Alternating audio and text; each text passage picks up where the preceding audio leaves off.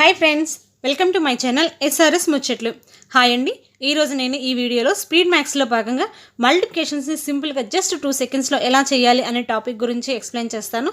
అయితే అసలు ముందుగా మనం ఈ స్పీడ్ మ్యాథ్స్ అనేది ఎందుకు నేర్చుకోవాలి, మనకి ఏ విధంగా ఉపయోగపడుతుంది అని చూసినట్లయితే కాంపిటేటివ్ ఎగ్జామ్స్కి ప్రిపేర్ అయ్యే ప్రతి ఒక్క స్టూడెంట్స్ ఖచ్చితంగా ఈ స్పీడ్ మ్యాథ్స్ అనేది నేర్చుకోవాలి.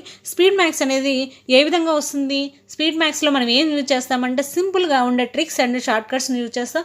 ఇవిలా సింపుల్ ట్రిక్స్ అండ్ షార్ట్ కట్స్ని యూజ్ చేయడం వల్ల మనకి టైం అనేది సేవ్ అవుతుంది. ఏదైనా డిఫికల్టీ క్వశ్చన్స్ వచ్చినప్పుడు ఆ డిఫికల్టీ క్వశ్చన్స్ దగ్గర ఉన్న మనకు స్పెండ్ చేయాల్సిన టైం మనకి ఎక్కడైతే మిగులుతుందో అంటే ఈజీగా సాల్వ్ చేసినప్పుడు ఆ రిమైనింగ్ టైంని మనం డిఫికల్టీ క్వశ్చన్స్ దగ్గర యూజ్ చేయగలుగుతాం. సో ఇలా చేసినప్పుడు మనకి టైం అనేది సేవ్ అవుతుంది. సో ఈ రోజు నుంచి మనము మా ఛానల్ ద్వారా స్పీడ్ మ్యాథ్స్ అనేది నేర్చుకుందాము. సో ఈరోజు మనం మన టాపిక్లోకి వెళ్ళడానికి ముందుగా మా ఛానల్ ఎవరైనా ఫస్ట్ టైం చూస్తున్నట్లయితే please subscribe my channel. And అదేవిధంగా మా ప్రీవియస్ వీడియోస్ కూడా చూడండి. మా వీడియోస్ కనుక మీకు నచ్చితే లైక్ చేయండి, షేర్ చేయండి. మీ యొక్క వాల్యుబుల్ సజెషన్స్ని మీ కమెంట్స్ రూపంలో మాకు తెలియచేయండి. ఓకే, ఈరోజు మనం టాపిక్లోకి వెళ్ళినట్లయితే మల్టిప్లికేషన్స్ని మనము 3 మోడల్స్లో చూద్దాం.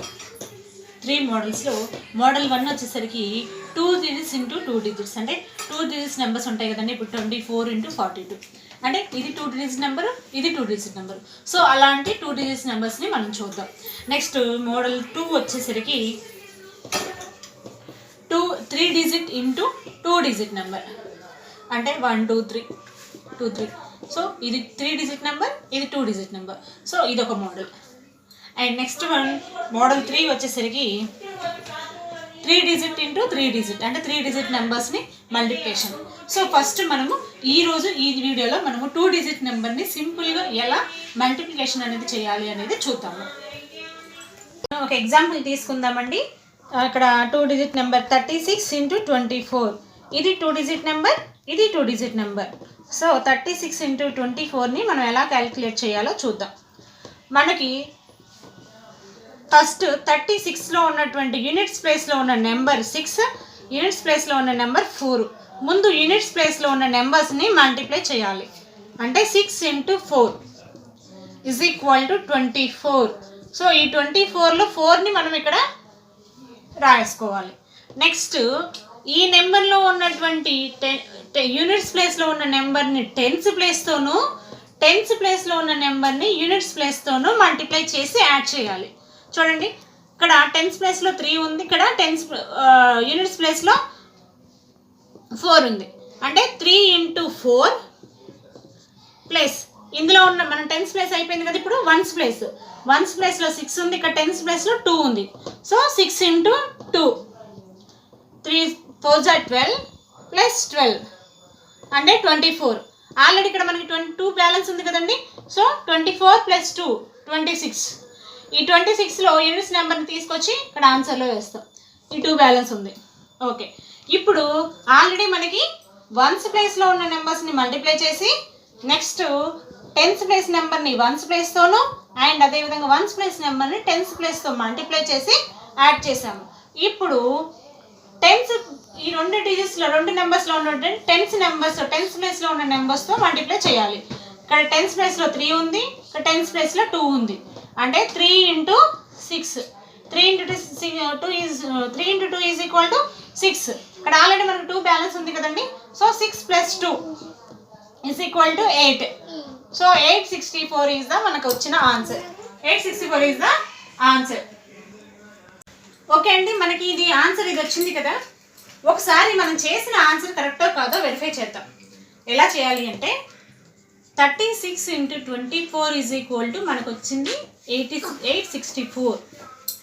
వెరిఫికేషన్ ఎలా జరుగుతుందంటే ఇవి రెండింటిని, అంటే ఈ డిజిట్స్ 36లో ఉంది, 36ని 3 plus 6 into 2 plus 4, 3 plus 6 9 into 2 plus 4 6, 9 6 54.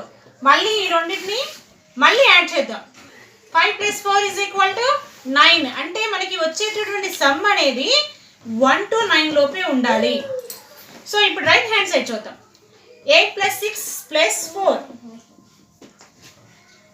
6 plus 4 10 plus 8 18 అంటే 1 + 8 9. So right hand side left hand side రెండు వైపులా మనకి ఈక్వల్ అయింది. సో మనం చేసింది కరెక్ట్.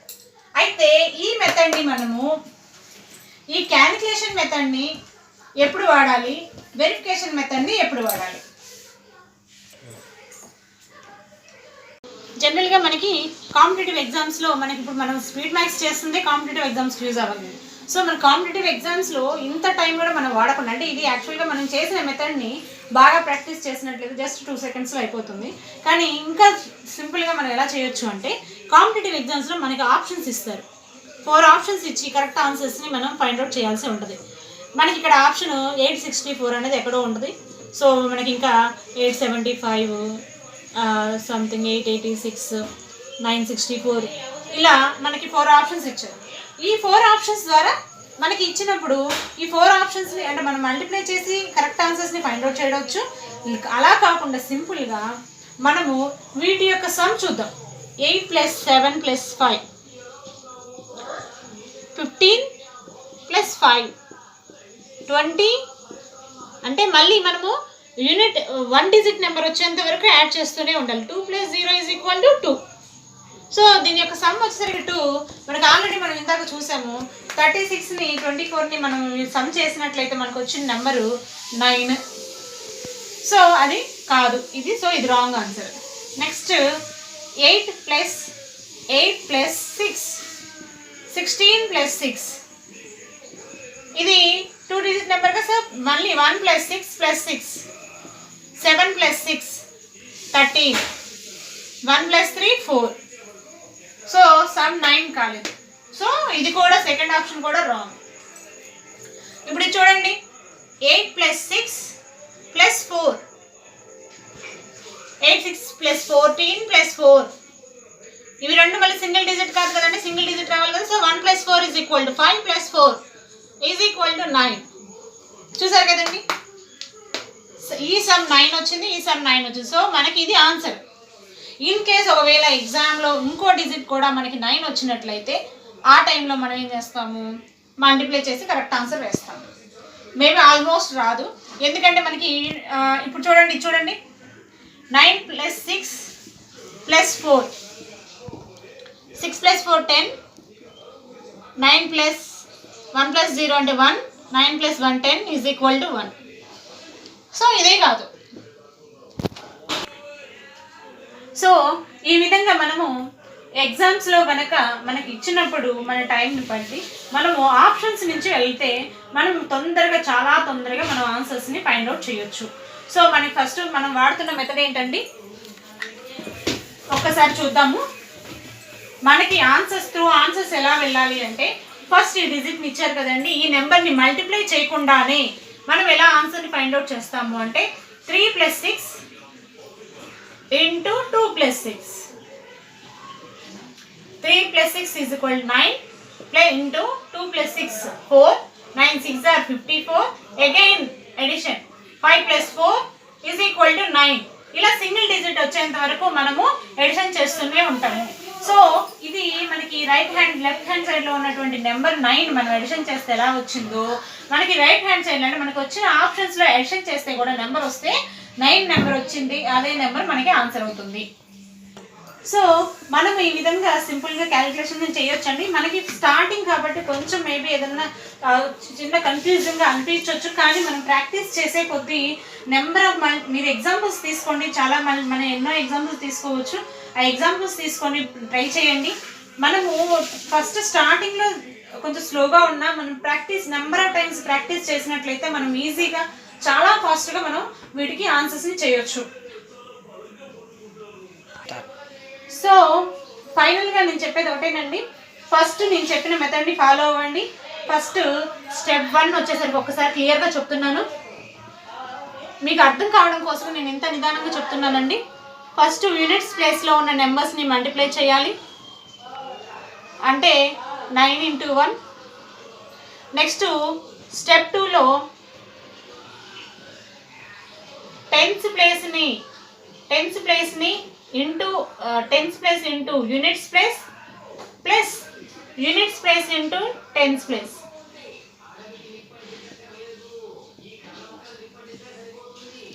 నెక్స్ట్ థర్డ్ స్టెప్లో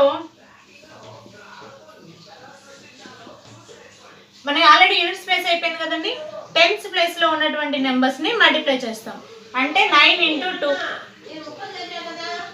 ఇక్కడ వచ్చేసరికి 9 into 2.